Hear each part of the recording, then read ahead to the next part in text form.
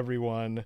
Welcome to the PIPCAST 3000, a bi-weekly podcast where we talk about gaming news and sometimes have a Bethesda-centric topic. It is I, Caedo Genesis, usually here, but also I'm here with my co-host, Bad Company Sarge. Hello there.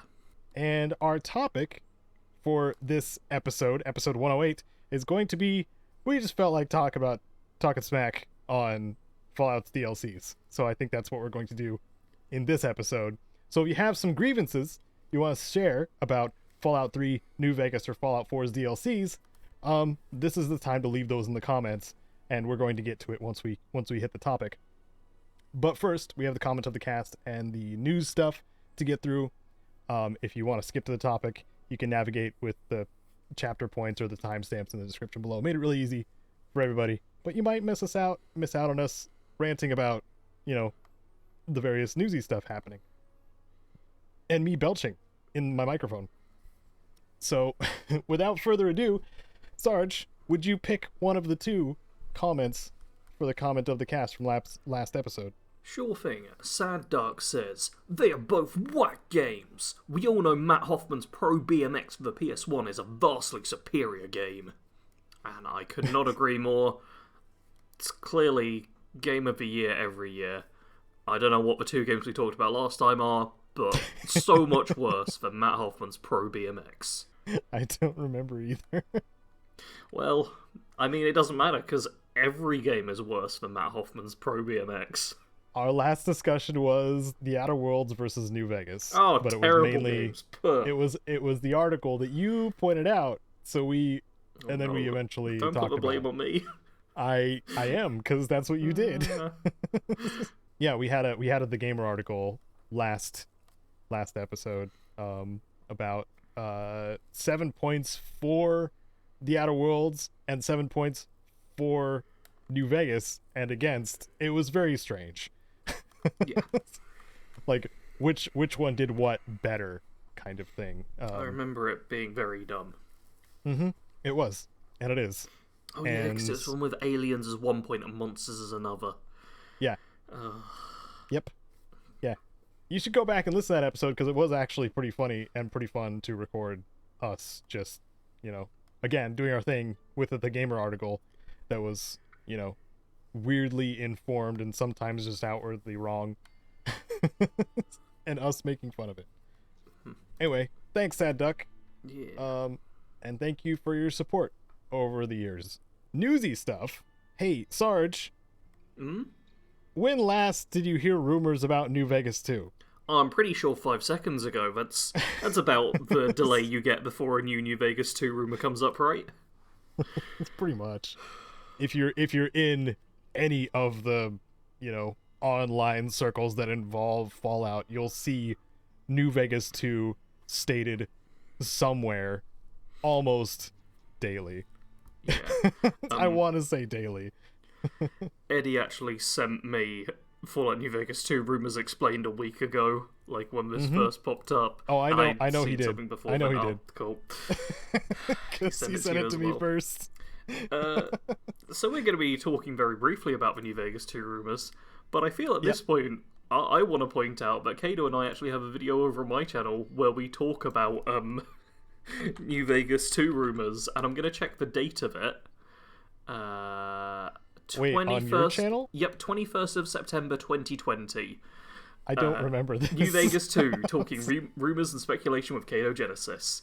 It was after the whole Microsoft buying Bethesda thing, having Obsidian. There was talk about that. So, and at that point, I remember the rumors have been going on for a very long time. So, yeah, that was 2.5 years with nothing happening after those rumors. How many years do you think it'll be that nothing happened after this rumor? Probably 2 more. Yay!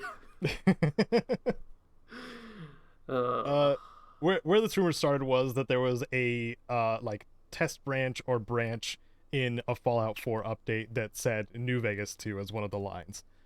That's literally all people had to go on, and then I believe it was promptly removed after people started talking about it. But what it implies at the most is that they may do some sort of New Vegas-y tribute in the Fallout 4 next gen update, because they plan on adding more Creation Club content. I'm guessing similarly to the anniversary edition of Skyrim. Yeah. So, but beyond that, it's not going to be a game. I need to reassure everybody, it's not going to be a game. Obsidian developers have gone on record multiple times being like, yeah, we'd love to work on another Fallout game, but we're not. I feel we like are currently not. Yeah, both Obsidian and Bethesda have so many games that they're working on currently that are already out or that are due to come out. But it's like, where would you even find the extra people to make a sequel to New Vegas in those studios? It's, yeah. Like, literally, Outer Worlds 2 for Obsidian and Starfield for Bethesda, both of them are already working on big open world first person RPGs. Like, yeah. It's all nonsense, but the internet loves to scream about New Vegas. Yes.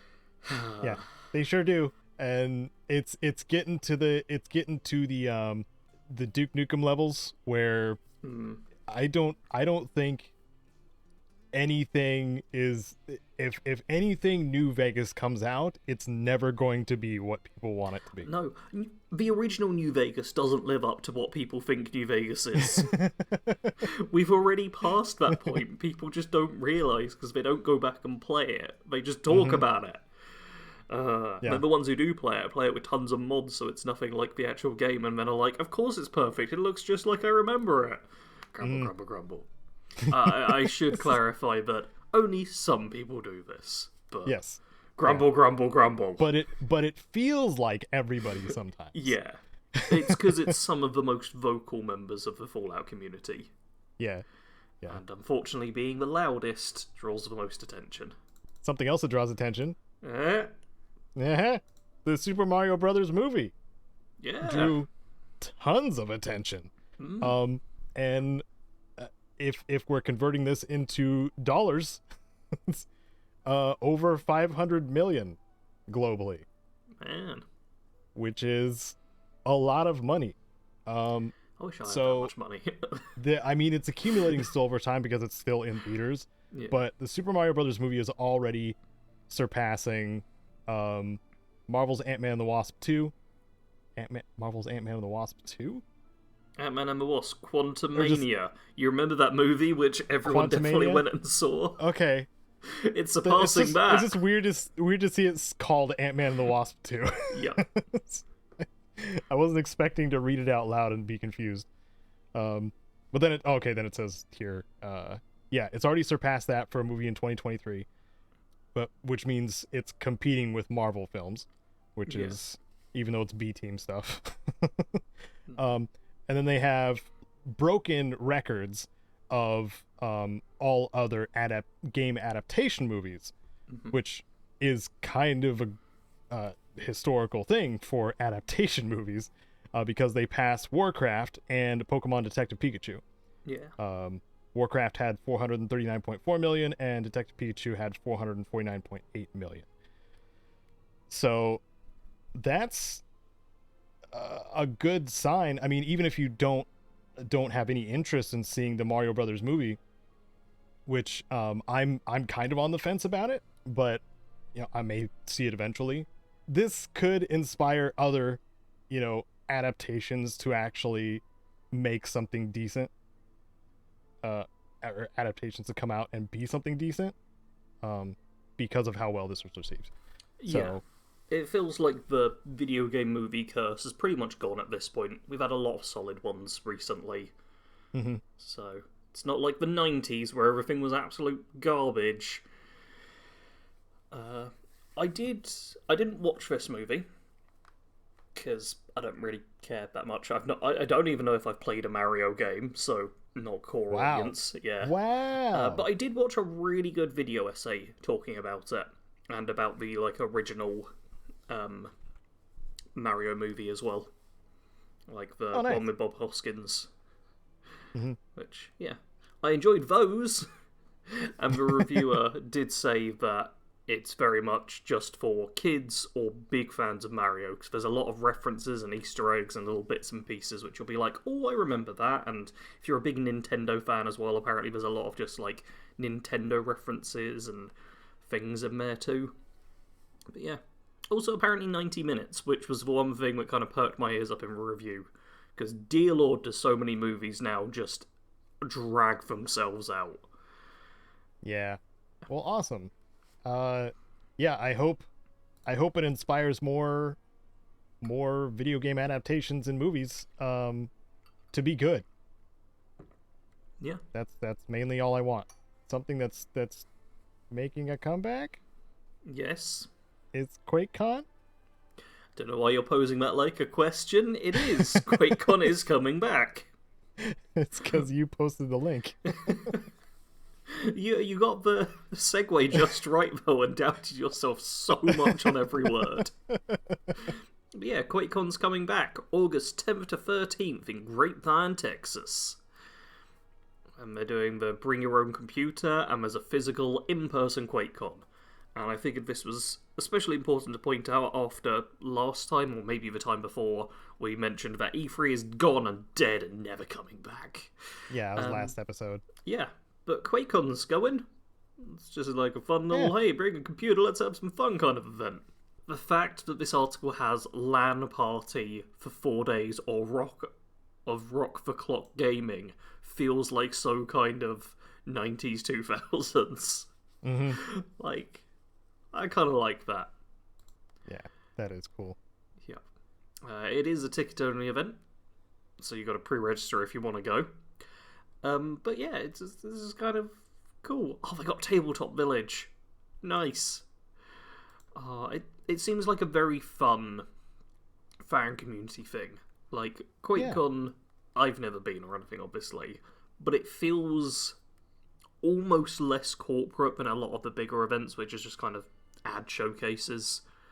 They've got the whole bringing your own computer, they're much more go and just play games and stuff. And it does, obviously it is an official thing. I mean, the article is on the Bethesda website. Bethesda is a big company these days. Yeah.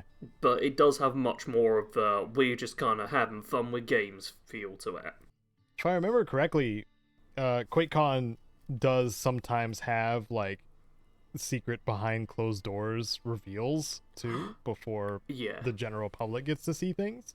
Yep. And since they are under Bethesda, this could be like anything. Basically, they're gonna show off Skyrim 2, everyone. You heard it here first. They'll show off Skyrim 2 at QuakeCon. You better get your tickets, otherwise you're gonna miss out on seeing never before seen Skyrim 2 footage. Yeah, the sequel's gonna just be the Civil War extended. It's gonna be amazing. Yeah, and you can only play as General Tullius. Oh man.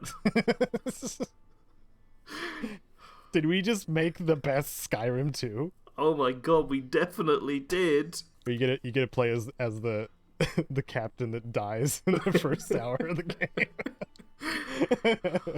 The entire game is just choosing whether or not to execute a prisoner, and the two options you have are yes and yes.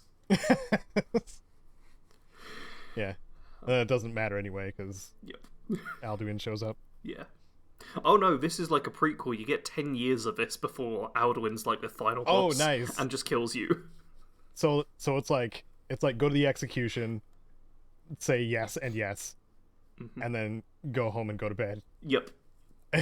For 10 years. Yeah. Real time as well. It's groundbreaking, never before awesome. seen.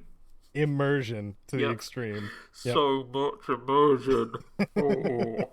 What we do actually get to see as the people who aren't going there is the Twitch stream and probably some highlights. So no doubt there'll be a bit of news coming from QuakeCon for the masses, as well as Skyrim 2 being revealed for the first time.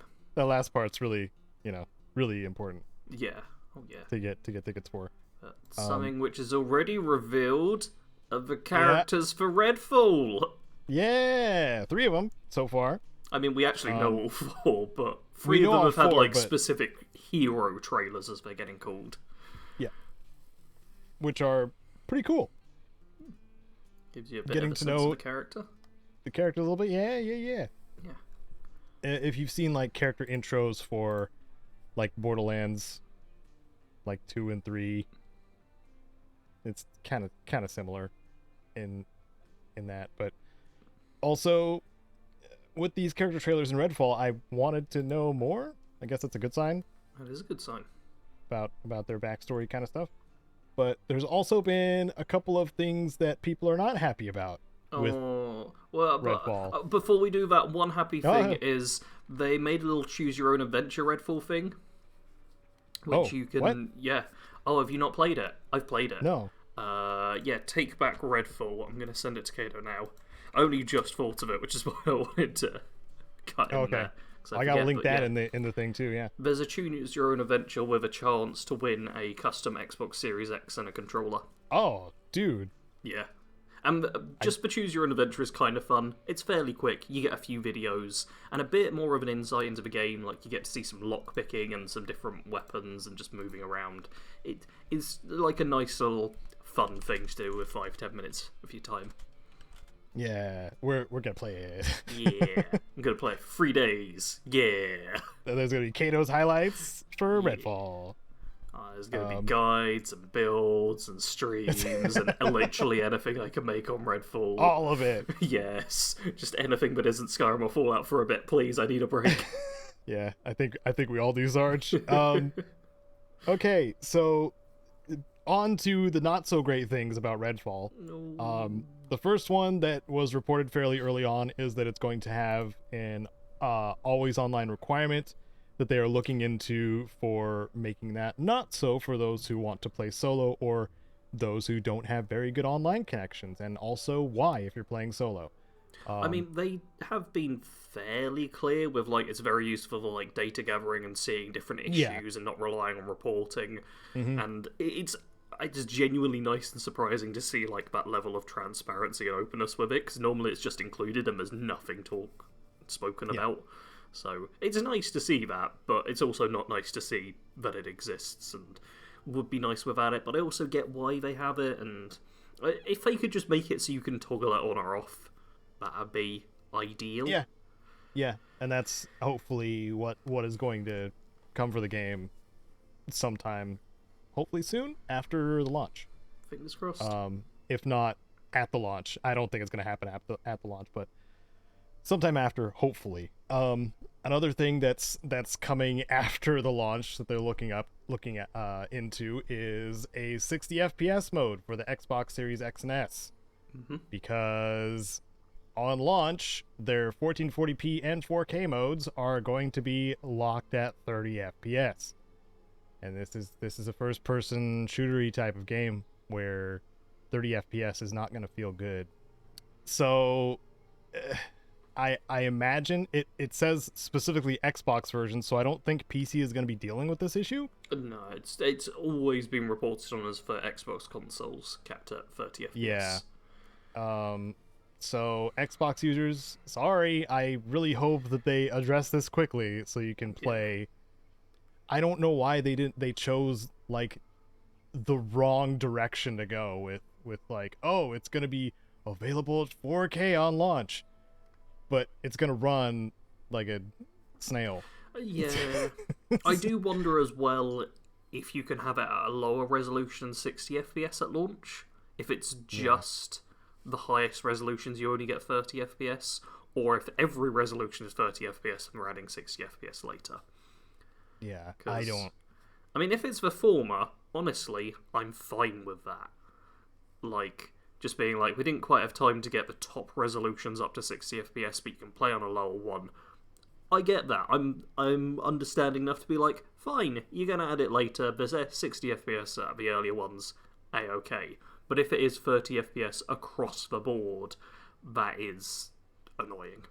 So if it's like, if you can get 60 with like 1920 by 1080? Yeah, 1080p or lower. 1080p, like if that's doable, then yeah, great. Yeah. But it doesn't sound like, I don't know. We'll see. Yeah, I mean, it's the fact they point out the resolutions, which gives me a bit of hope that maybe lower ones would have 60, but it is only a tiny bit of hope. And it doesn't matter for me, because I'm on PC anyway. I've got an Xbox One, so I can't even play Redfall. on my Xbox, which sucks because when I'm dog sitting, I won't actually be able to play it, which was my plan. And I realised that my console's like actually quite old now, but Xbox has a stupid naming convention, so I forget what goes where. I hate the Xbox naming convention. It's so dumb. Like, I like Xbox overall, but PlayStation 100% is better with its naming. Just put a number, higher number, more recent one. So simple. Really, Xbox really is straightforward. like, oh, we'll go the Xbox, the 360, the One, the X and S's and series, and you're like, what? You're just throwing words in here. Also, the impractical form factor of the Xbox versus the PlayStation. Because mine can still fit on a shelf. Yeah. A small shelf. If I try to put an Xbox Series X or S on my station, I'm going to have to move the shelves around to allow it to be there. Yeah. I'm looking at my setup and I could make it work, but I'd basically need to just wedge it behind the TV. Whereas currently my Xbox One is like very nicely positioned on the shelf underneath, and it looks quite nice, but yeah. I'd have to just kind of stick the Xbox on the side. Yeah. Which would be fine, but it is a bit of a weird shape. Yeah. So the console war for me is form factor. Oh.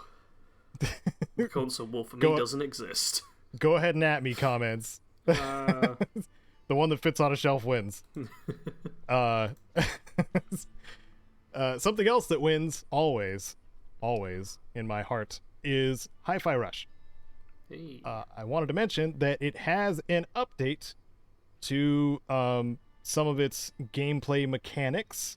It added a 2D rhythm game assist, some auto rhythm parries, basically some things that made the rhythm systems a bit more easy, a bit easier to do and play and be able to get through.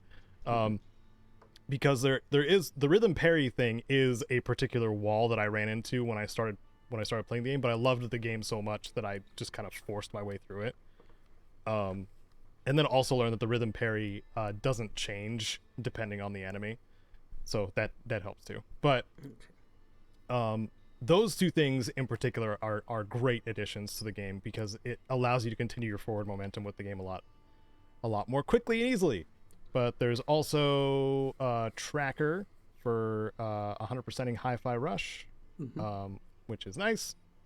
And also they released a costume pack DLC that allows the main characters to cosplay as the bosses of the game, which is amazing.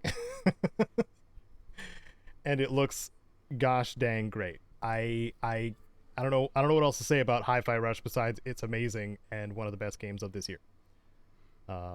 I will probably say this at the end of the year too. I mean, I played at least half an hour of it. Yeah, you played at least half an hour. You got to the end of the tutorial, then stopped. Yeah. I uninstalled it the other day. It's not for me, but yeah, that's unfortunate. I wish you had played a little bit more past that point. No, I don't. That's okay. You have other things that you want to do. Yeah. I just had so many other games. I recently went through and uninstalled a bunch of games because I've got like a few different ones where I'm like, okay, I want to play all of these, and Redfall's launching soon anyway, so I don't need any of this other stuff. Makes sense. You know who else is trying to get rid of everything? Nintendo. They want to destroy everything. They're planning on destroying the entire planet. Did you just talk about uninstalling games just so you could segue yourself to this? No, I come up with segues on my point, Caedo. Oh, it's the way you gotta do it. Alright. You just gotta be always ready with a segue. Okay. It's actually a really good tip for conversations, because it's good for segueing around awkward things which people want to talk about. I don't talk about awkward things. I just don't talk, actually. I normally just leave. Yeah. Well, you can't leave right now, so nope. let's talk about how much Nintendo sucks. Oh, so much. I'm glad I have never owned a Nintendo console and possibly never played a Nintendo game. My last Nintendo console was a Game Boy Color. Hmm. Fancy. Yeah, very fancy. What happened here in more recent times is another Nintendo content creator got two copyright strikes and multiple takedowns of videos related to Breath of the Wild and their mods for the game to make it multiplayer. There was a situation where Nintendo had these guidelines up where they wanted to, allow certain content of Nintendo products to be shown and stuff like that. And the defense of this particular content creator, I should probably say their name, is solid. Like this is transformative work within the realms of what Nintendo's guidelines are. And they were just like, without any contact or anything like that, just started taking down the videos, and then started taking down videos that had nothing to do with the modding scene, and just was gameplay with commentary over the top from this person, Point Crow, and also other Nintendo creators. But it's another thing that a lot of us have already heard before, unfortunately, that Nintendo just sometimes indiscriminately just starts taking down Nintendo-based content. Yeah. And it sucks every single time, especially when there's a passion project like this, where it's been like a year-ish or a year and a half of somebody trying to modify a game to be playable by multiple people, and then just having all of that effort kind of just thrown out the window. If I were a mod author and my 1 to 1.5 years of work got kind of just wasted on a project, so I couldn't share it with people or anything like that, I'd be like, well, that seemed pointless. I am no longer going to use or publish anything related to Nintendo. Yeah. That would be my result of that. And I mean, because I've seen it so many times before, I wasn't, like I said, I only the latest Nintendo console I had, well, sorry, I have a GameCube that I never play. But the one I played consistently was my Game Boy Color. I was always wary of Nintendo from the start of my channel because I knew that they were just at a whim could take down content just cause. Yeah. Just because they were like, I don't like what you're saying about this, fair use or not, like, this comes down. I feel like the two things I knew about YouTube before I decided to like have a proper go at a gaming channel was don't use copyrighted music, avoid anything to do with Nintendo. Yeah. Just, they suck.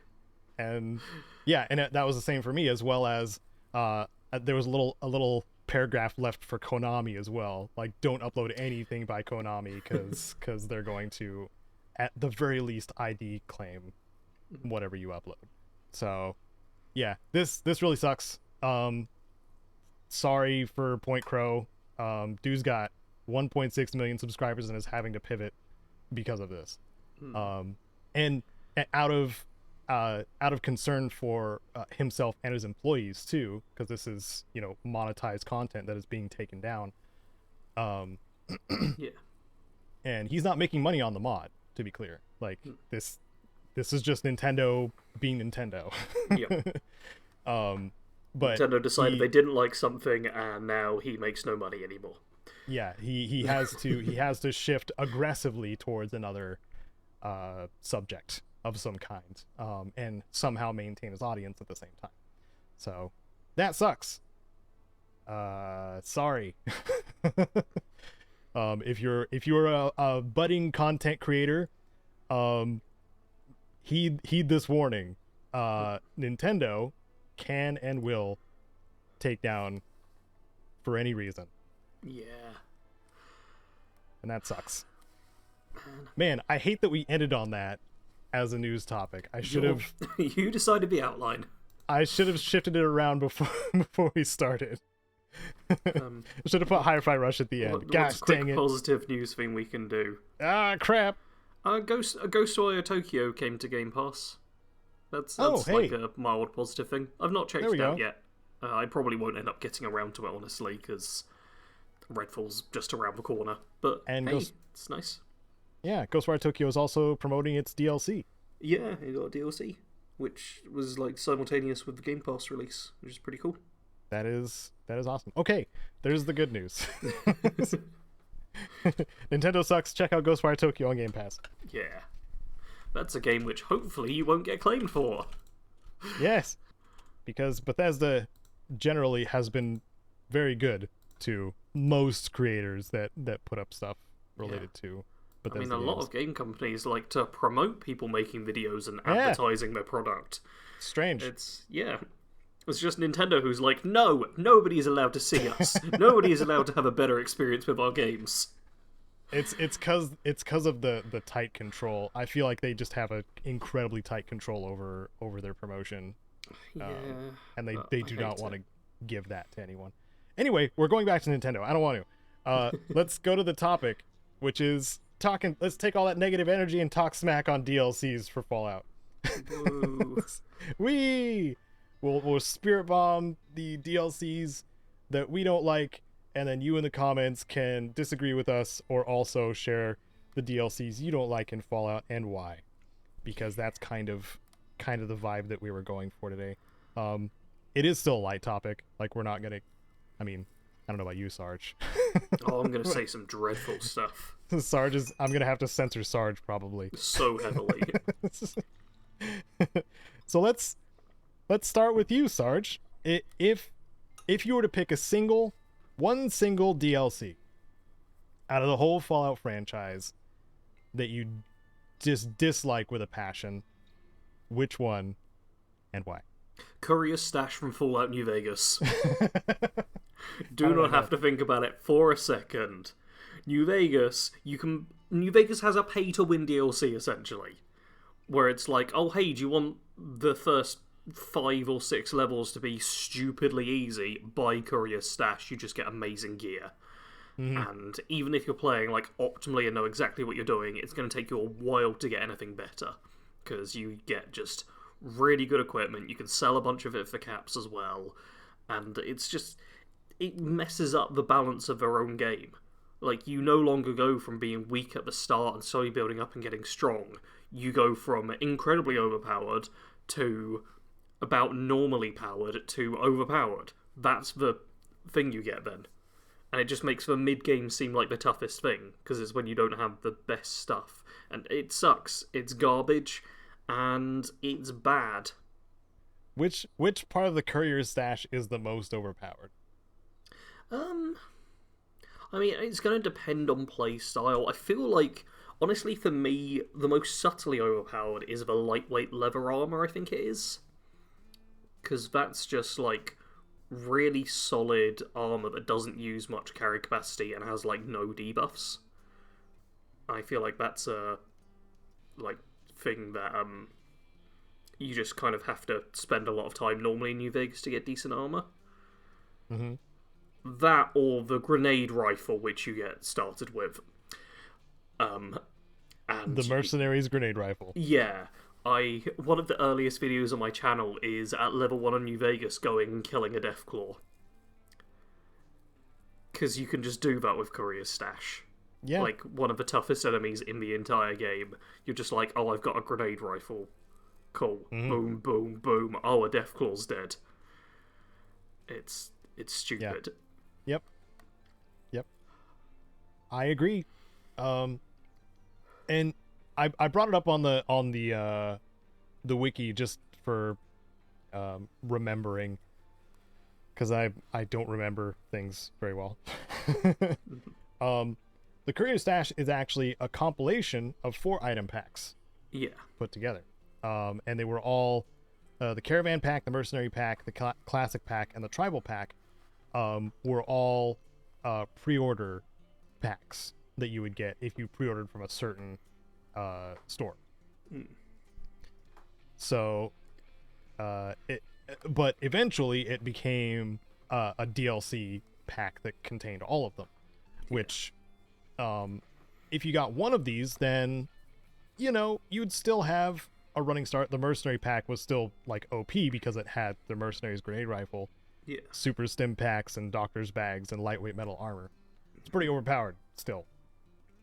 But at least you're then like limited on ammo, and a lot of it is consumable. So there's a bit of a balancing act in there, I guess.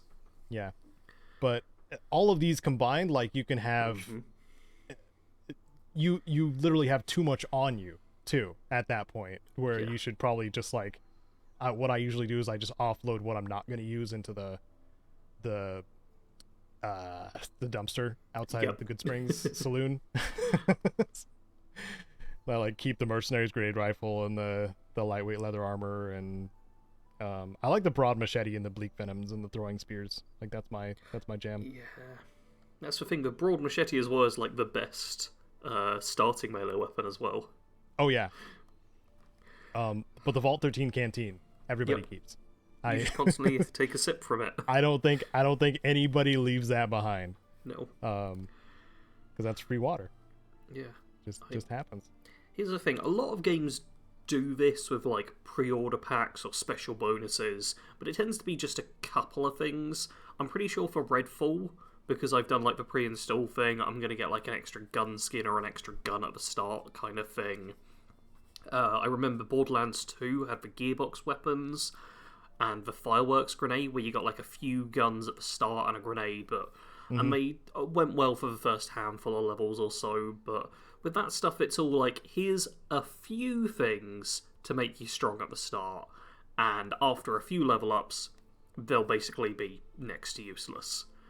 New Vegas was just like, here's some of the best things you can get for a very long time. Yeah. Have all of it. Yep. Too much. Too much. I know there's going to be someone in the comments or someone who's thinking this right now is like, you can just drop all of it, it doesn't matter, but grrr. Then it's a DLC that gives you nothing. Like, the best case scenario is, oh hey, you get nothing. Thanks for the money. I don't like that. Okay, Caedo, move on to another one, or else I'm just going to repeat myself and get angry. Okay. Well, I forgot to mention that we did a tier list episode. Episode 94 of the PIPCAST, so it was actually quite a while ago at this point. But we did a tier list of the DLCs and where we kind of ranked them. So our talking smack on DLCs is probably going to kind of reflect what we had in the D and F tier mostly. Courier Stash was F tier, obviously. Yeah. I think that you were the first one to say anything about it, and we put it in the F tier, and I just agreed because there's not really any content there. It's just stuff. Yeah. And that usually puts it pretty low on my love scale. Yeah. Love scale? I mean, sure. Fallout 4 obviously gets a lot of smack for the workshop DLCs.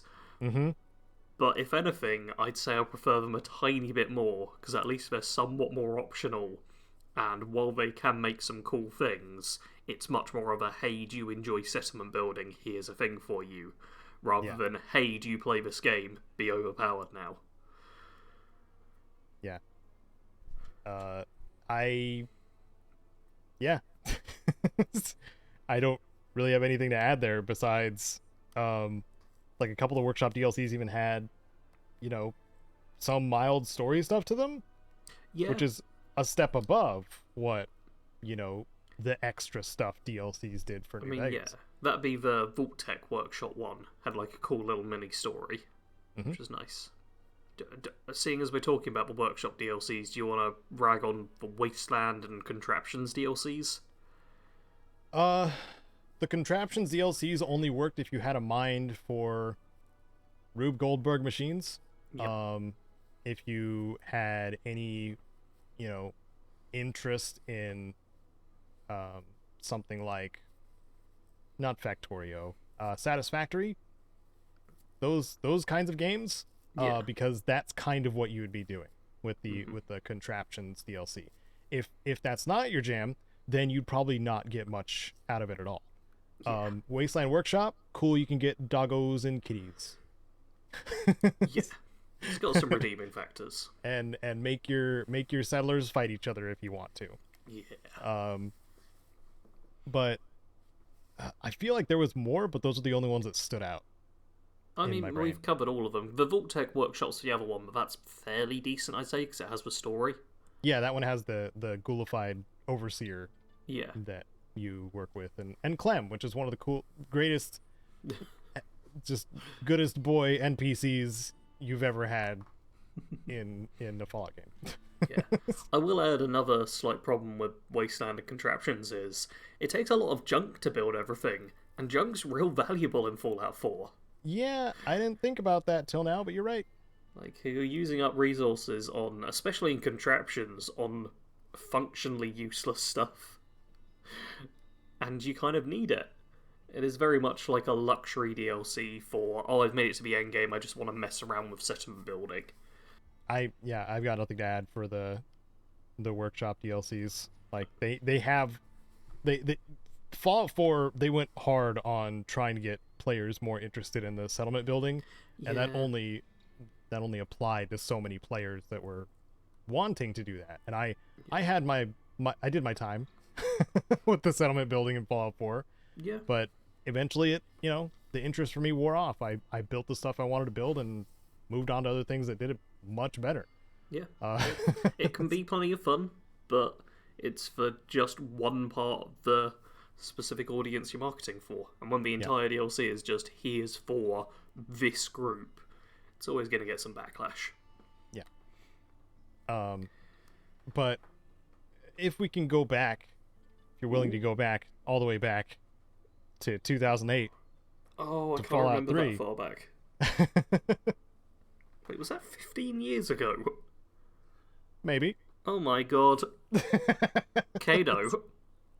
15 years ago, I was not a teenager. Oh my god. Yeah. Wow. Yep. That's too far back. You were not a teenager? Mm-hmm. Wow. We've gone so far back that I'm still not a teenager 15 years ago. Yeah. So Fallout 3 had a very mixed bag of DLCs. I think I mean Fallout 4 kind of did too. But Fallout 3 had this weird, none of them really tied together. All of them kind of had their own self-contained things going on. They all very much had different, I want to say, vibes, because that's the only word that comes to mind right now. Because you had the pit, which was one of the most beloved, which is the bleak. You meet up with this offshoot faction of the Raiders, and you find out more about the ruins of Pittsburgh and what happened there, and the kind of chemicals in the air that turn people into troglodytes. The leader that's trying to build that place back. It's all very interesting and has some wonderful morally great choice type stuff. Yeah. Said it many times on the podcast, but then you have things like Operation Anchorage and Mothership Zeta, which are two very different things from what you usually expect from a Fallout game. Yeah. Anchorage is the majority of the time you spend with Operation Anchorage is in a simulation inside of Fallout 3, reliving the events as told by U.S. propaganda, and going through the war in Anchorage, Alaska, which on paper is kind of cool, but in execution, it's, to me, one of, if not the weakest DLC in Fallout 3, because it's kind of just a shooter. Yep. And that's not why I play Fallout. Because I can say that some shooters do the shooting really well and tell a story at the same time. Like, there's many that do that, but it's not Fallout. That's a little too far in the direction of we're trying to slideshow what's happening in the Anchorage situation, and also putting the player character in there in the weakest way possible. Yeah. And that's, you have gun, you grab power up. Yeah, I'd argue that at its very best, the Fallout franchise has reached the height of being a decent FPS game. Yeah. Like, it needs the other stuff to go above just, that's fine. Mm-hmm. Yeah, but at Operation Anchorage, it took away a lot of the things that generally made it good. And by the end of the simulation, yeah, you get all this really sweet loot, but by the end, I still didn't feel like it was really earned. Yeah. Because you're just going through set piece after set piece. Again, like, it looks cool as a concept, but I don't know. I don't know how it could have been executed better, but I feel like I wanted more like build diversity allowance, maybe. I don't know. I don't know how it could have been done better. I'd have to think about it. But it just felt like a generic shooter that happened to be Fallout themed. Then on the other side of the coin, Mothership Zeta. Of the weird things that happened in the Fallout universe. Before we recorded, Sarge and I were talking about aliens in the Fallout universe. And talking about maybe, are they canon? Are they not canon? Kind of conversation, which is a fun conversation to have in Fallout and with the Fallout topic in general, because the aliens have always kind of been, up until Fallout 3, one of those things that's just like a goofy, wacky, random encounter kind of thing. But then Mothership Zeta happened, and then you just get abducted. And you find essentially time capsules of different eras of the Fallout universe, including a frickin' samurai. Yeah. So, and a cowboy, and it's so out there, literally and figuratively, that it doesn't at all, again, feel like a Fallout game, because you're in an alien ship for the majority of the thing, and like a lot of the things that make Fallout are just not present, because it went way far into the sci-fi Star Trek-y direction. Mm-hmm. So it has its place as a standalone thing. It also has some of the best friggin' uniques in the game, which is annoying. But it still feels like one of those DLCs that doesn't really belong in Fallout 3. Whereas the Pit, Broken Steel, and Point Lookout all kind of feel like they belong. Yeah. So that's my soapbox on on the Fallout 3 DLCs. I've been playing it a lot lately too, so yeah, that's gonna help. I have a lot of energy for that game. I feel like with Mothership Zeta and Operation Anchorage, the fundamental flaw for both of them is it is go through corridor, shoot things, and it's so linear. If they had like open world maps in them, I feel like they'd both be a bit more well respected, because the settings are both a bit out there and very much a Marmite situation. You love it or you hate it. But if they'd had like an interesting open world to explore, or maybe like side quests and thing to get on with, rather than just go to objective, shoot things in corridor, walk through corridor, shoot next thing, objective complete. Yeah, you'd actually have something interesting there. But they both were just stupidly linear in a franchise which one of the things it does best is being very open-ended. Mm-hmm. While the Pit still did have a bit of a linear situation, you still had choices. Yeah. I'm just trying to find a way to draw a comparison, because when you get across the Pit bridge, and then get captured by the slavers there, you immediately get put to work. You like go to the steel yard, explore that area, gather as many steel ingots as you want to, or you can gather just 10 and then go progress through like the arena, fight for your freedom, get out, meet the boss, explore the apartment buildings on your way there and stuff like that. There is still nooks and crannies to explore at your own pace. Yeah, you get to make a few meaningful choices in terms of both gameplay and story, whereas in the other two, you don't. No. You just do the objectives. Yeah. Uh, And Also, just to backtrack a tiny bit quickly, you yeah. mentioned earlier that, like, oh, Fallout 3 and Fallout 4 have a lot of DLC that's, like, either really good or really bad. But I'm looking at our tier list, and it seems like every one of the games has stuff in the DNF tier and also in the S&A tier on our list. Fallout's real hit and miss with its DLC in general. It's like you're either going to get something really good or really bad. Hmm. Like, that's just... Yeah. Fallout DLC is not consistent. No. And even New Vegas's the the amazing New Vegas's DLCs are not, not excluded. Yeah.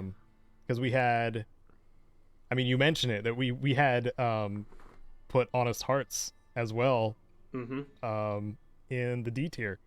Yeah. Honest Hearts as well. You mentioned earlier, like, it doesn't feel like Fallout. To me, Honest Hearts doesn't quite feel like Fallout. Mm-hmm. Like, it's closer, obviously, than Zeta and Anchorage, but the Wasteland never felt right there. I get that it's supposed to be, like, somewhat maintained, but to me, it looks just a little too much like how I picture some places in America already, but then with slightly mutated creatures. And I'm like, this is too similar. Yeah, accurate, because I'm pretty sure they were trying to make it accurate to the location and maybe went a little too far in the accuracy. Yeah. Like, obviously, Fallout 3 has, like, the capital and stuff, right? I don't know my American geography very well.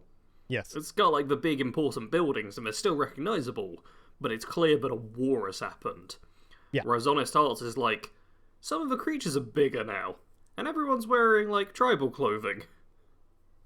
Like, if it wasn't for, like, the firearms and stuff, you could basically make Honest Hearts, like, pre-1700s America game not that difficultly. Like, it's missing a lot of Fallout. It is the Fallout of a war, and instead it's just like, this is different. Maybe something to consider is like you're very close to, like, maybe what a lot of us envision a Fallout game to be, and that definitely has to do with remnants of the last civilizations being visible. Yeah. And if they're not visible, then it could be any game. Mm-hmm. Like, the closest thing we get to that is the man or the father in the caves, or the survivalist in Honest Hearts. But you have to look for those things. They're not out there, out in the open for you to discover. You actually have to go into the caves and discover, these different campsites with terminals and stuff. Yeah. But from the outside, Zion Canyon doesn't, Yeah, I think as well, quite a big thing is Fallout tends to work best in cities. Like, big hubs of population, that's when you really get things feeling right. And I'd actually say 76 probably is the best example of move out of a dedicated city and still work. And I think that's because 76 did the map as, like, different zones which were radically changed due to radiation and stuff. So it still felt like something big had happened. Yeah. Which is what you need to do if you're not going to have the destruction of an entire city. But to my point too, like, the first year-ish of 76's existence and lack of human NPCs, we still had lots of remnants of like the previous not just civilization but groups that had all been wiped out by the I can't forget the name of the plague, or can't remember it. Plague. The Scorch Plague. My goodness. Yeah. I haven't played 76 in a while. It's starting to show. But that first little area, or that first little forest town you go to in the beginning, where the responders got wiped out, like, initially, that still showed that this still had, I mean, you come out of a vault which is also helpful. But it showed that the bleak nature pretty quickly of the game, that previous people were wiped out pretty quickly by something that was, you know, not just the result of nuclear war, but, you know, something else that may have resulted from it. Cool premise in general, but also very post-apocalyptic still, because ruined buildings, they help a lot. Oh, so much. I think that's the point I was trying to get to. It took me a very long time. I apologize. Let's see. Old World Blues. Oh, you're gonna complain about that. I am gonna complain about it a little bit. Oh, the community's gonna get so mad at you, Caedo. It's the best. It's amazing. There's brains in jars and they make jokes. And who cares that there's no music the entire time? But wait a minute. There's Muggy. Hold on. Muggy exists. And also a toaster that wants to destroy the world.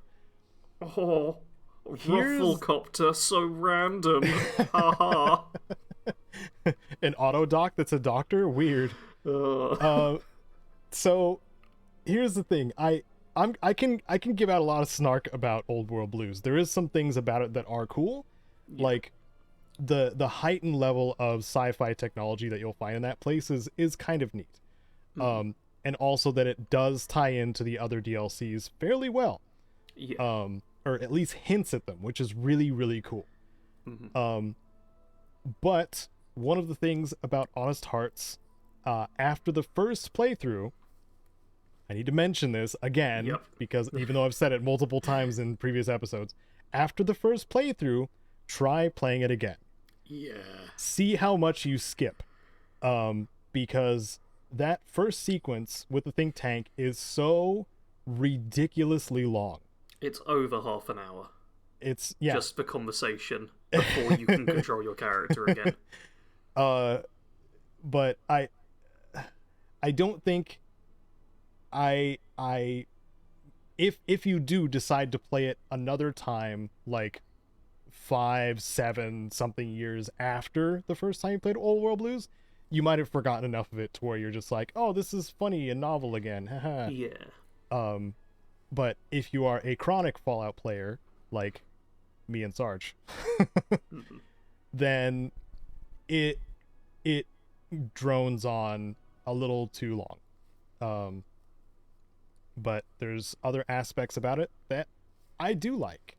Like the various cool perks and upgrades you can get on your character to essentially become a cyborg. Like a legitimate cyborg. Because you've had your brain and spine and heart removed. And also just some of the more wacky types of weapons. And I can't quite put my finger on what else in that DLC makes it work so well. But maybe it's that it doesn't seem to matter where you go. You're always kind of discovering something new that's weird. I think it benefits a lot from having a fairly small map. That could be a part of it too. I think that's a big thing. Like, if they just made the map artificially bigger, there'd be so much empty dead space. And with the lack of music I mentioned before, it you notice just slightly more when you're walking that there's just nothing happening. But fortunately in Old World Blues, the map is small, so there's nothing happening for like 30 seconds top, generally. Another one of the... I mean, most of the DLCs have weapons and gear that is just overpowered as heck. I know when we went over, I think it was the Gamer article about like the best armor and stuff like that. That was the ones that credited me and then spelled my name wrong. They talked about the not the EXO one, the stealth suit, the Mark II stealth suit type of thing that is ridiculously powerful, fully upgraded. And it's a bunch of those little things in Old World Blues. And we're getting to the point of talking positive about Old World Blues, so I'm not going to stay there too long. But Excellent. the discovery of cool, neat little gadgets in Old World Blues is probably part of what kept me engaged multiple times through. Sarge, what else is bad about DLCs? I kind of wish you hadn't asked me, because I've got nothing else I really want to harp on a lot. Oh. Yeah, I mean, I'm looking at the DLCs here, and I was all the waiting other for that stuff. Sarge I'd say rant I'm energy. mostly positive. I've done my rant energy. I've ranted, like, most of the DLCs I think are decent. They've got some flaws. Like, I'd argue Broken Steel, its biggest flaw is not existing at the start of the game. But, yeah, like, some people rag on Nuka World. I really like it. So, I can't really add stuff there. Some people rag on Automatron as well, and while quite short, I just beat it recently in like an 11-part series while I was doing other stuff as well. It still is pretty good, and it's... I mean, Automatron, you can argue that it's slightly Workshop DLC-esque, as the main thing is the robot building, but it's robot building, so it's like really cool and actually useful having like a fully armored robot that can follow you around. So there's some benefits to it. It's got an interesting little story, some callbacks to Fallout 3. Yeah, I don't think I can complain too much. People sometimes complain about dead money because it's very difficult. But I like the difficulty spike in it. Yeah, I realize that certain character builds will not do dead money very well. Tank build! Automatic weapons, charging for every problem. And also, if you don't pay attention to the certain perks that the companions give you, like, you'll probably have a harder time too. Because if the traps are a problem, you have dog/god. If you have him in god mode, he will either get... I think he gives you light step. So you just don't trigger traps. Yeah. Which is really good. Yeah. And then Christine's got the radio thing. I thought about one thing I complain about with dead money. It sometimes requires like tiny bits of platforming or precise control in movement, and New Vegas does not have precise control in movement. No, it doesn't. Because it's just kind of old and for the time was a little dated in that front. So that every can once be in a annoying. while, if you just tap forward, it'll hop forward another step. Yep. I know that. We've just all gotten used to it.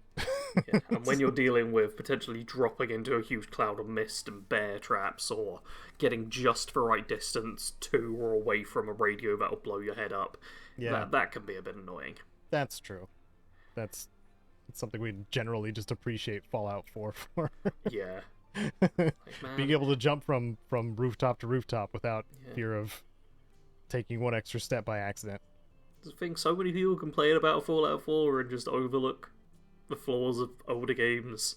I'm like, you gotta judge them all fairly, and all of them have flaws. It's just different flaws, and you're allowed to like the different ones because they're stronger in certain elements but weaker in others. You just can't ignore the weaker in others as well. Yeah. We may have run out of this topic already. Oh no, too many of the Fallout DLCs are good. I mean, we could brag on a couple of the 76 ones which we had in our tier list. Oh, do you want to? I mean, very briefly. Well, we're not going to spend much time on the 76 ones. I only want to rag on the Legendary Run, which is like the start of a scoreboard thingy. I don't like the scoreboard in 76. Me neither. It factors too much into you already have to enjoy the game, because you have to play more of the game in order to get stuff which you're only going to use in the game if you're already enjoying it. So it's like... not entirely pointless grind. It's something for people who were already having fun and already going to play anyway, but otherwise it's incentivizing playing a game that you're not really getting anything out of if you don't enjoy it, which I don't like that whole kind of model. Yeah, and I mean, the best rewards are obviously closer to the end. Yep. Like they have one decent one that's fairly early on, and then they have the really good stuff that's 85 to 100. Yeah, I find with the scoreboards, you either want to get up to like rank 10 or up to rank 100. Yeah, so only the most dedicated of players are going to get those things. So in that case, 76, if you are someone who just likes having all of the stuff, 76 is going to become a full-time gaming job. Yeah. So. And you won't have the inventory space for all of the stuff. Yeah, and some of us want to play other stuff. Yeah. I also actually want to rag very quickly on Nuclear Winter and Survival Mode. because they're both gone from the game. Yep. And while I didn't enjoy survival mode, and it just wasn't for me, I know the PvP community in 76 always wanted something for them, because the game's got less and less PvP and survival focused over time. New Killer Winter could have been great for that, if it wasn't for like all the PC hackers and a bunch of people who were survival players being like, well, why don't I have 5 million Nuka-Cola Quantums? That's the only way I know how to win a fight. They just spam drink all of them. So New Killer Winter was kind of cool as a casual battle royale, but they got rid of it as well. Yeah. Seems like it's not the core audience. No, it's not. And I mean, that's unfortunate for those who like competitive shooting stuff. I mean, my favourite thing about New Killer Winter is that it's the most casual battle royale I've ever played. Oh yeah. Like, yeah, it was actually fun because I had like no major stress of being like, oh, what have I missed? Because it's like generally the same as where it started, kind of thing. Yeah, it was just a fun thing. But we did get the benefit of getting a bunch of, upgrade perk coins or whatever for our legendary perks, which my legendary levels are stupid now. I don't think I'm going to go back to 76 and check what mine are at any point. I think I'm fully done with the game at this point. Really?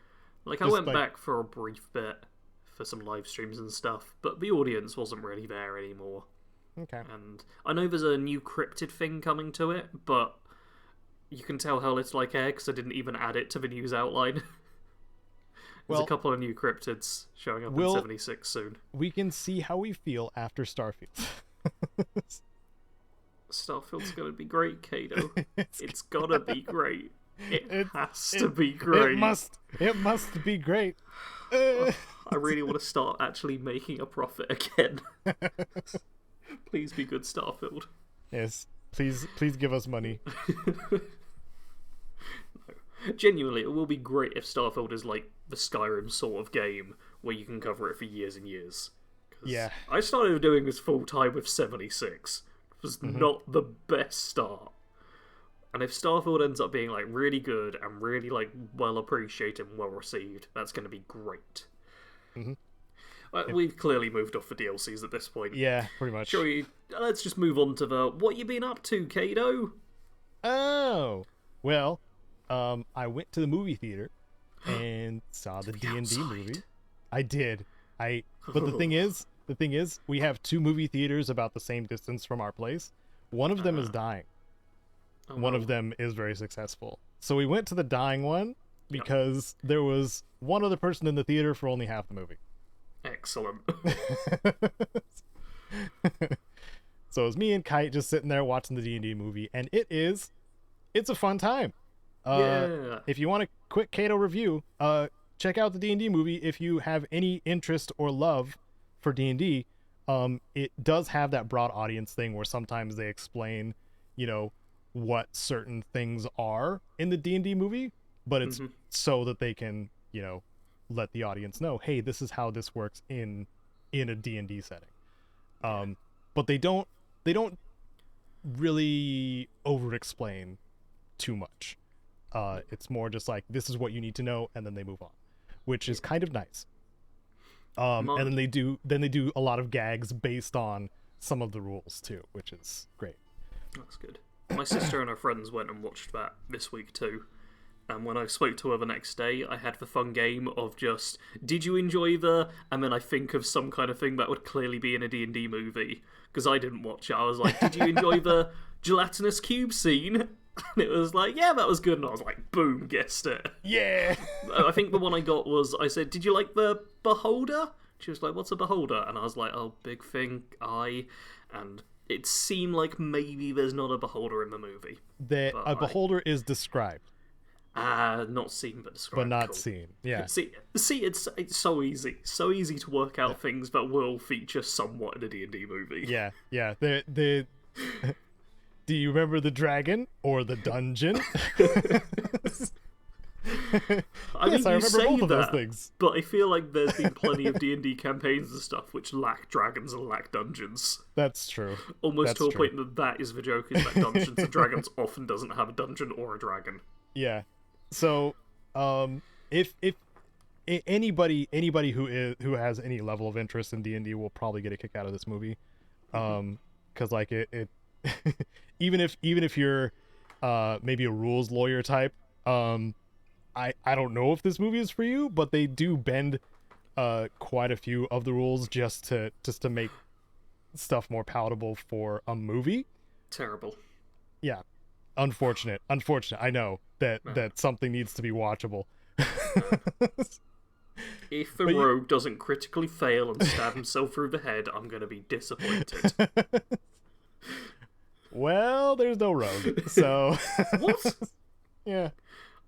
Wait, when you say no rogue, is there no roguish type at all, or is there just no character who specifically is the rogue? Okay, the main character, Ed, is like an audience self-insert, but he has a lute and he plays it and sings. So the implication is that he's a bard. Yeah. Alright, but I feel he like that's a doesn't- rogue adjacent class. Rogue adjacent. Yeah. But he does act like a rogue too. Like he's Alright. charming and he can see does that. like Fair enough. improvisational things. Yeah. But he doesn't have any magic. So but a lot of people that I watch imagine him like being that way so that other magic users could get their chance to shine, not get different classes confused. Because you have the druid and the sorcerer. They had to diversify the group just so you could tell the archetype just by looking at them. Yeah. Anyway, enough about the D&D film. It was great. Go see it if you want to. I also played through and beat Spider-Man Miles Morales on the PS5. Nice. It's not a particularly long game. It felt like a standalone DLC for the Marvel Spider-Man game that was initially on the PS4. But it's just more fun Spider-Man swinging, thwipping awesomeness. I don't know what else there is to say. It tells a fairly competent story. Miles still has that very much Spider-Man wanting to help at the cost of everything kind of mentality that Peter Parker has. Yep. And it plays out very well, especially with the challenges that he has to deal with. And there's various points where he's basically just checking in with Peter Parker and being like, "Man, does this get easier?" And he's like, "No." Because there's always some level of suffering that Spider-Man faces. And despite all of those things, he still does what is right and what is good. Which is cool. I like that these games do capture that extremely well. I will talk up both of them actually. I was just talking to my partner that they're like, there's been a lot of bangers when it comes to Marvel games that, I don't know, feels like people aren't putting it together that there's a lot of good Marvel games, minus Marvel's Avengers. Like that's the main one that's in the news all the time, but like the two Spider-Man games that are coming out, and there's gonna be a third one. I guess it'll be like Spider-Man 2 or something like that. Supposedly this year. Then they have Midnight Suns, which I talked about a lot already. The Guardians of the Galaxy game was also really good. There's a lot of flavors of Marvel games if superhero games are your jam in the Marvel universe anyway. Anyway, that's kind of the realm I've been in lately. Besides the Fallout 3 playthrough, I've been really enjoying the roulette playthrough where I randomize my level ups. Yep. And my character build is bad. It's still bad. It will forever be bad the rest of the playthrough. How many comments have you got from people telling you to just play a better character? None. Oh, wow. That specifically. I don't get very many comments either. Like, my engagement is crap too. So, people listening, please prove me wrong, but yep. I'm getting, 5-ish comments on new episodes now at the most. I mean, you're quite a way through the series now, though, aren't you? Yeah. Yeah, Yeah. it's episode 46 or Oh something like yes. Always drops off hard after a while. that. Yeah. But no, I ask because whenever I do a challenge run, I'll get a comment which is essentially, "But why don't you just not do the challenge rules?" But Yep. Happens like every time. Just like, but why not? Why just ignore all the rules? I don't think some people understand. We have to do this to make it more fun for us. Yeah. Like, I've done so many unarmed explosives playthroughs that, yes, they can be fun, but I need to do something different that throws me a curveball sometimes. Yeah. Because I know how powerful I can become with an unarmed explosives character. I've done it a lot. You switch it up a little bit. Anyway, what are you doing? Speaking of playing certain archetypes, Sarge, what are you doing? Oh, well, a game I had on my list for a little while and wanted to check out, it was on my play later, was Immortals Phoenix Rising, which I'd heard a few good things about. Like an open world kind of game. It got compared a little bit to Breath of the Wild, and I'm not going to play a Nintendo game, I guess. So I was like, yeah, I'll check that out. I download the game, I boot it up. Please log into your Ubisoft account. Yep. So here's the thing. I have 2 Xbox accounts. On my Xbox, there's my original one and the new one. The new one is linked to, my PC, and I've got the Gamepass for it and all of that kind of stuff. And it was just easier on my Xbox to make a second account and have that now have Gamepass and be online and all that stuff. Problem is, apparently my Ubisoft account is linked to the first one. So I can't log into my Ubisoft account on the second Xbox account. I also can't create a new Ubisoft account without creating a new email address. So if I want to play this game, I would need to create a new email address, register a new Ubisoft account, just to be able to log into a game I've already installed and is on Game Pass and has literally no reason for me not to be able to play it. Wow. But it's fine, because I'd been playing some Far Cry 5 recently. I think I mentioned it last time or the time before, and I was like, you know what, let's go into Far Cry 5. Let's go into the arcade. That'll be a bit of fun. Just some little community-made maps, just, a bit of a fun shooting game. Nothing too fancy. Please log in to your Ubisoft account to access the arcade. So I stopped playing Far Cry 5 for a while. But it's fine, because I played a few games that have actually been fun. So a game Caedo is a huge fan of is Dying Light. Yeah! Yep, and I've recorded a first look video of it, which actually goes out in a week's time. And I made one of the coolest thumbnails I've made in a long time. I ended up sharing it with Caedo. It was a good looking thumbnail. Yeah. Yeah, I was like, oh damn, that worked out really well. Yeah. It was especially nice because I tried 3 or 4 different background images and they all looked awful. And then I got one which worked and I was like, I know what to do with this, and made it look really good. So look for that next week. But I've even gone back. It's one of the few games which, after a first look, I've gone back and played a bit more of it. Yeah, it has been kind of fun. I'm not super deep into it, and I know it's a game that I'm not going to finish. But I'm enjoying just kicking zombies into spikes. That is fun, huh? Which is, yeah, when I just want a bit of, let's just kick some enemies. And I unlocked the jumping drop kick, which is the most important skill. Oh, yes. Yeah. Yeah, so I've had some fun that way. I did walk into a quest where it said I was going to talk to some people, and then I spoke to them, and my character was a dick, and they were dicks, and everyone pulled out weapons and just killed me. And I was like, oh, I wasn't prepared for that. And I had to kind of redo that bit, and the load save thing had me load up at a point where everyone was already aggressive towards me, and someone just threw an axe at me instantly. Which wasn't a great load point, but I managed to salvage it, and I've carried on playing a bit. Okay. Just the other day, a new DLC for Total War Warhammer 3 launch, which is Forge of the Chaos Dwarves, which, at time of recording, I've only played a few hours of. Maybe actually only 2 hours of, because it took a while to download and install and stuff. But yeah, it's a lot of fun. You play as Chaos Dwarves, who are dwarves, but evil. Great. Mm-hmm. You get, fancy war machines, and you get, goblins and dwarves and bull centaurs and just cool stuff. I will have streamed it yesterday, which is after the recording, but before this goes live.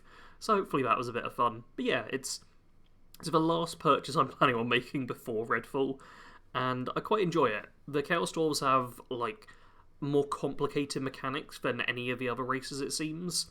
They've got, like, really kind of intricate economies where you need to balance resources with labour, with influence, with armaments, with gold, and getting that balance just right seems to be the key to playing them. And after having played so much of this franchise, it's nice to have something where I actually have to turn my brain back on again to play it. And Nice. I've got one final one, which is Vampire Survivors. You heard about this one, Caedo? I've never heard of Vampire Survivors. Please give me the Oh. elevator pitch of Vampire Survivors, a game I've That's definitely never weird. heard about. Because the internet won't shut up about it. And I eventually relented and installed it, because it's less than a gig. I was like, it's on Game Pass, less than a gig, let's give it a try. The thing that put me off is the description describes it as gameplay light, which makes sense once you've played it a bit, but sounds terrible. Like, hey, would you like a game with less gameplay? It's like, that's not a great pitch. Yeah. But yeah, I installed it, and you're a little pixel vampire hunter, and initially you get attacked by a bunch of bats, and you throw one knife slowly at them, and you die. And I was like, I don't really get why this game's so popular. But then I gave it a couple more tries, and I started upgrading things, and you pick up gems, and you level up, and you get new weapons and things.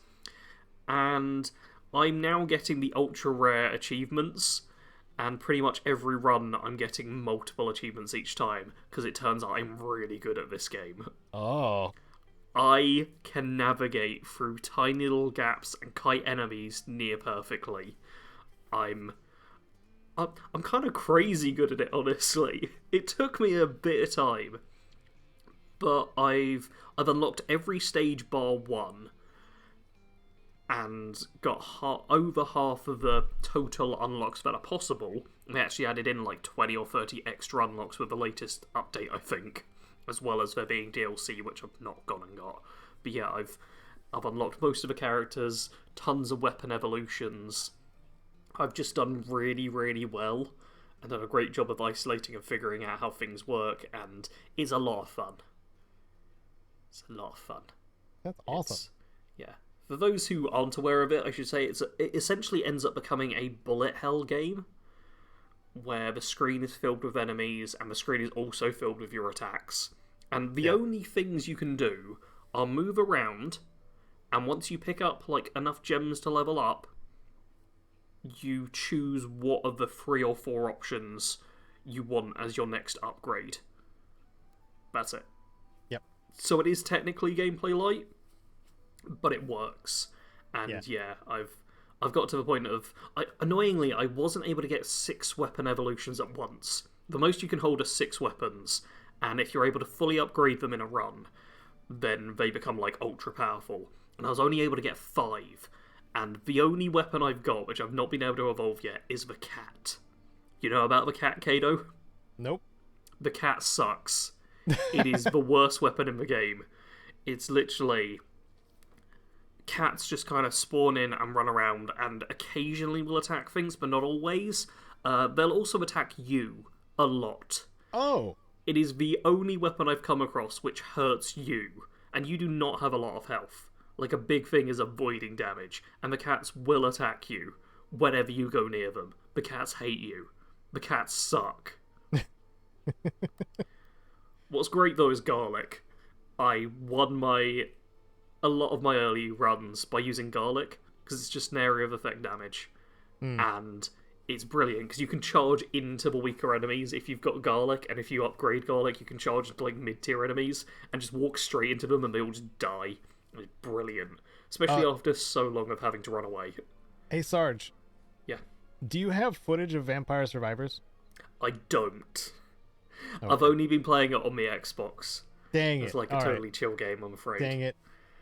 Which is a shame, because my footage would probably be disorienting if you don't know what's going on.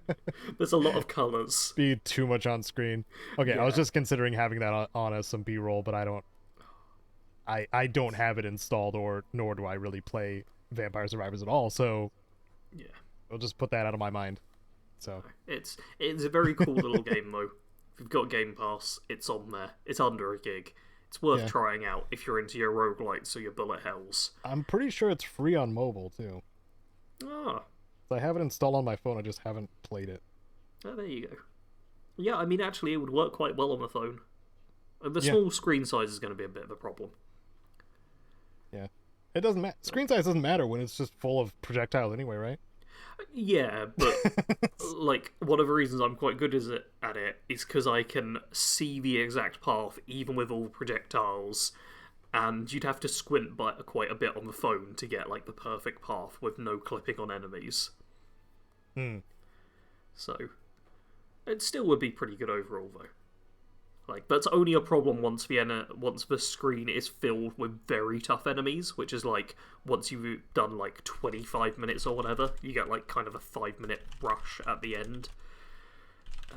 Because yeah, you beat levels, which is cool. I didn't. I thought it was a game where you just endlessly played at first, but no, you actually beat levels, which I like. But yeah, I think I've spoken enough about Vampire Survivors. Had a lot of fun with it. Yeah. Well, I would like to know also if our listeners have been playing Vampire Survivors or seen the D&D movie, or perhaps tried some games that they had not played before, or had some kind of smack talk to say about some of the Fallout DLCs or other DLCs. Could be other games, kind of stuff like that. If you want to, you can find us at the socials thing linked down below. But for now, we're going to say, hey, you take care of yourselves.